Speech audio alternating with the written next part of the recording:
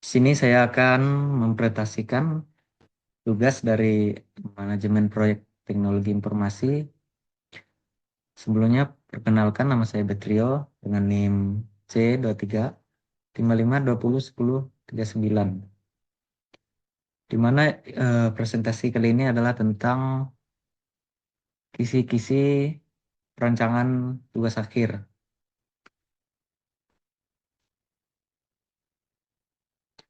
Untuk eh, judul yang saya angkat yaitu adalah perancangan sistem pakar untuk diagnosa kesulitan belajar matematika siswa menggunakan metode Certainty Factor.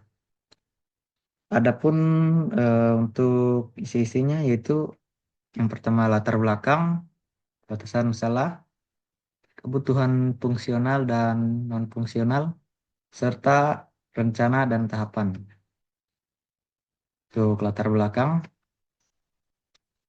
pendidikan merupakan faktor penting dalam meningkatkan kualitas sumber daya manusia, yang dimana matematika menjadi salah satu mata pelajaran yang berperan besar dalam kehidupan dan berbagai bidang ilmu. Namun, masih banyak siswa yang mengalami kesulitan belajar matematika, seperti kesulitan memahami konsep, berhitung, menyelesaikan soal, dan logika matematika. Kesulitan tersebut sering tidak terdeteksi secara dini karena proses identifikasi masih dilakukan secara manual dan keterbatasan waktu guru dalam menganalisis setiap siswa. Perkembangan teknologi dan kecerdasan buatan dapat dimanfaatkan untuk membantu mengatasi masalah tersebut melalui sistem pakar yang mampu meniru kemampuan pakar dalam mendiagnosa kesulitan belajar siswa berdasarkan gejala yang dialami. Dalam penelitian ini digunakan yaitu metode Certainty Factor CF untuk memberikan tingkat keyakinan terhadap hasil diagnosis sehingga diharapkan dapat membantu guru dan orang tua mengetahui kesulitan belajar matematika siswa secara lebih cepat dan akurat. Berdasarkan hal tersebut, penulis ini mengambil judul Peran- Perancangan Sistem Pakar untuk Diagnosa Kesulitan Belajar Matematika Siswa menggunakan metode Certainty Factor. Yang kedua itu ada batasan masalah.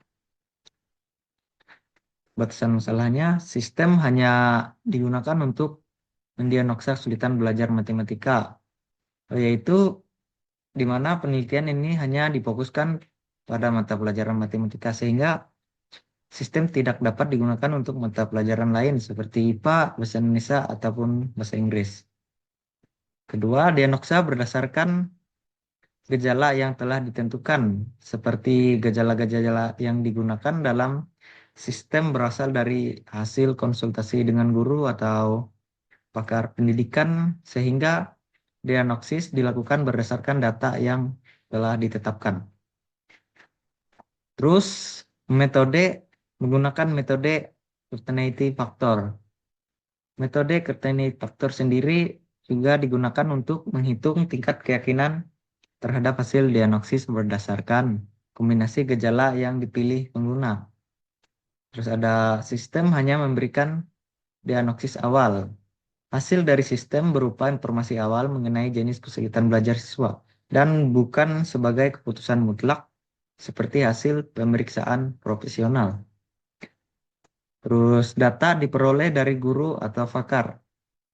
Pengetahuan dalam sistem berasal dari guru ataupun pakar pendidikan agar hasil diagnosisnya sesuai dengan kondisi nyata di lapangan. Terus yang terakhir ada sistem hanya berbasis web. Sistem dirancang berbasis web agar mudah diakses melalui komputer maupun perangkat lain yang terhubung ke internet. Next. Terus yang ketiga ada kebutuhan fungsional dan non-fungsional.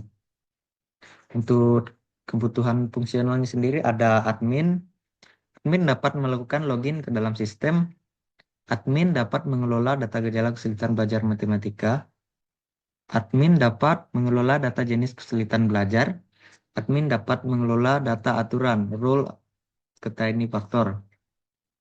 Terus yang terakhir, admin dapat menambah, mengubah, dan menghapus data.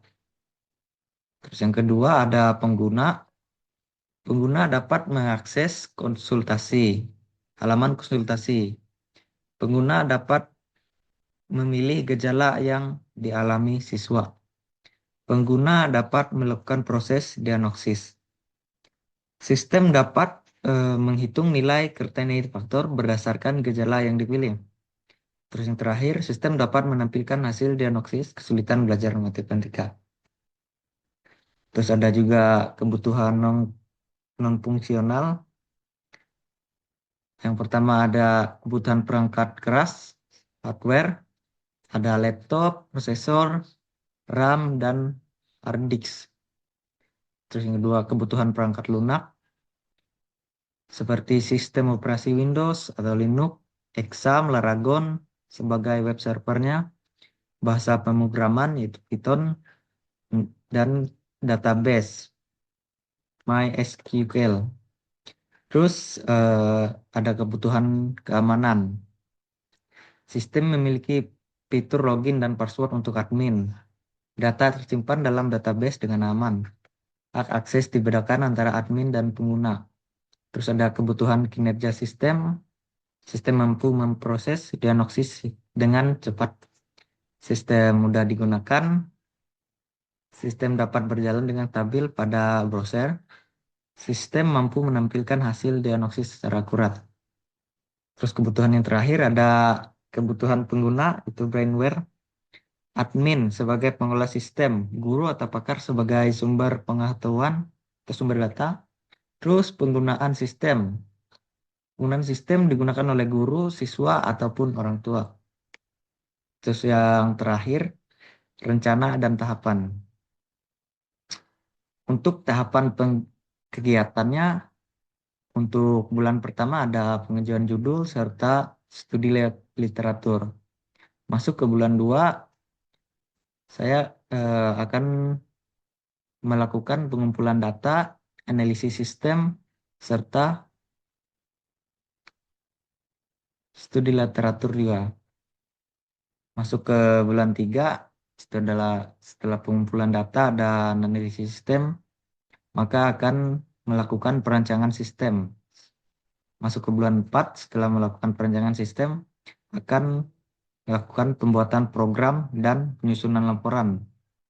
Masuk ke bulan 5, setelah pembuatan program dan penyusunan laporan, akan dilakukan suatu pengujian sistem. Setelah pengujian sistem, akan diketahui mana yang kurang akurat dan akan dilakukan evaluasi dan perbaikan. Untuk bulan 6, penyusunan laporan akhirnya. Oke, sekian dari saya untuk kisi-kisi tugas akhir dari saya. Saya Betrio, terima kasih.